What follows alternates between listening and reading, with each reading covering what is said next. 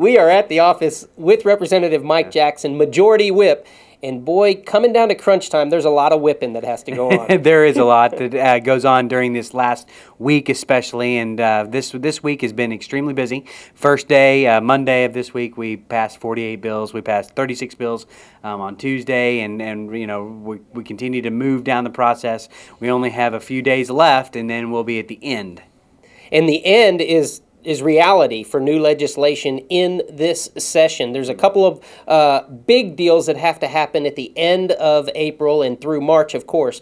But a couple of those issues that you've been dealing with, first of all, the bid district, the investment into municipalities, where does it stand? Well, right now, it passed the Senate the other day, so we are moving forward with bids. Hopefully, it'll go to the governor very shortly. That is something that has been proposed and supported by Main Streets, and trying to encourage and continue to grow our downtown areas.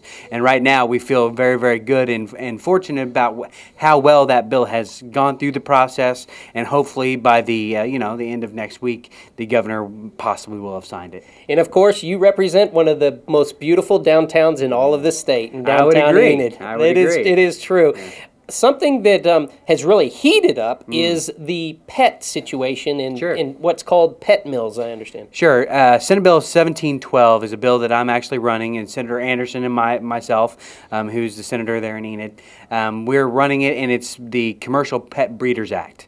And basically what it's trying to do is trying to regulate commercial breeding operations with 11 intact adult females for the use of breeding, and try to bring them into regulation. Right now, Oklahoma has a lot of occurrences in terms of puppy mills. We've heard about it. We continue to hear about it from constituents and those kinds of things.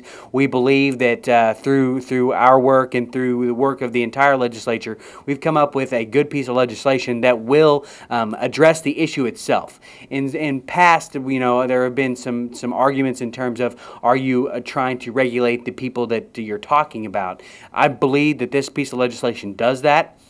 I think that for the most part, it is it's ready. It's ready to go. It's hopefully, by the end of this week, it'll be off the House floor and back to the Senate.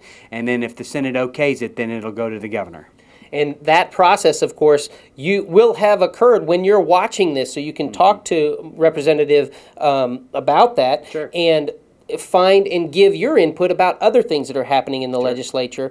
As we transition now, the biggest thing on the board, which has really been a monster in the closet now for a couple of months, is the budget. Where do we stand on the budget, and what's going to happen in later April and May? Well, this year, as you know, we had to end up going back and addressing the budget prior to the one that we're actually addressing now. So it's been an extremely difficult process trying to weigh and get exact estimates from the Board of Equalization. At this point in the process, we don't even have a baseline budget technically to discuss. So we're still extremely early in the process, which means that it's going to be difficult for us by the end of May to actually have a budget agreed to and signed by the governor. But I do believe that we will have that done, but I'm just simply stating that it's going to be difficult. Right now we're facing a $1.2 billion budget deficit.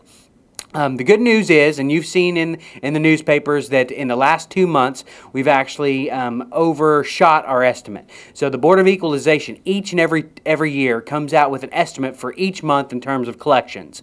For the month of February and the month of March, we actually exceeded that estimate, which is a good step and kind of one that we were looking to hopefully reach. Because one of the things that we are most worried about is not only this budget, which is bad, but this year we do have a lot of cash available to actually plug holes.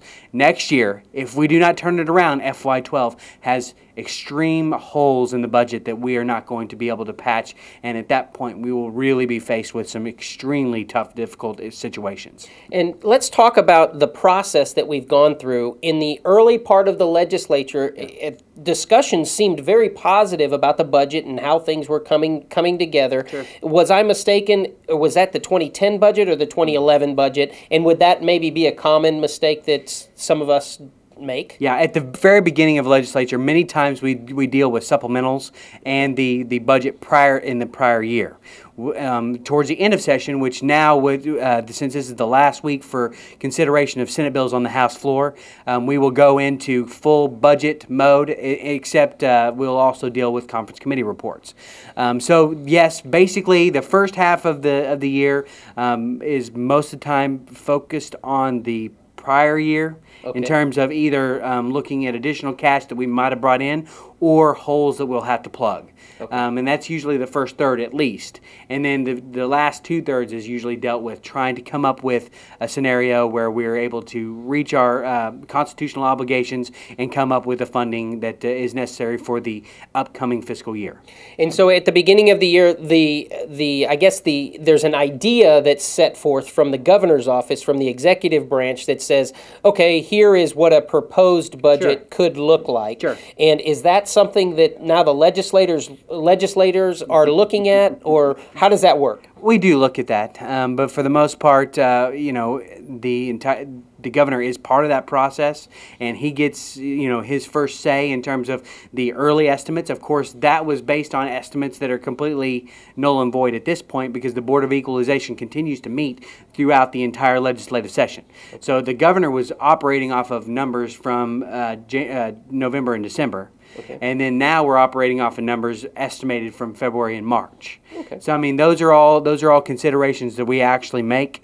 So at this point, you know, I mean, we're still early in the process, but I'm very optimistic that by the end of our scheduled legislative session, we will have a budget, and it will be one that addresses core needs, including education, public safety and corrections, transportation infrastructure, and healthcare. So we get to have many more interesting conversations, and most of them, I guess, regarding the budget in the upcoming weeks. The budget and conference committee reports. Of course, conference committee reports can basically be anything. It's pieces of legislation that needed additional touches along the process, and then we have an additional time period where we can actually meet some of those obligations.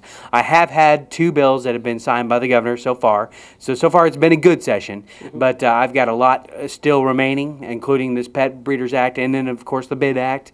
Those haven't been signed yet, but this does give the legislator the ability to continue to work on it, and that's kind of the process we're getting ready to start next week. So please call Callie here, right here in Representative Jackson's office, Sure. right here in the Capitol. Or call you Sure. Straight ahead with any questions or any concerns or any legislation that you have questions about. Sure. You can reach our office here at 1-800-522-8502, or you can actually reach my direct line, which is 405-557-7317. You can email us at mikejackson@okhouse.gov, or you can also email us through your site and contact us that way as well. So there's many ways to contact us. I would strongly encourage you to do so.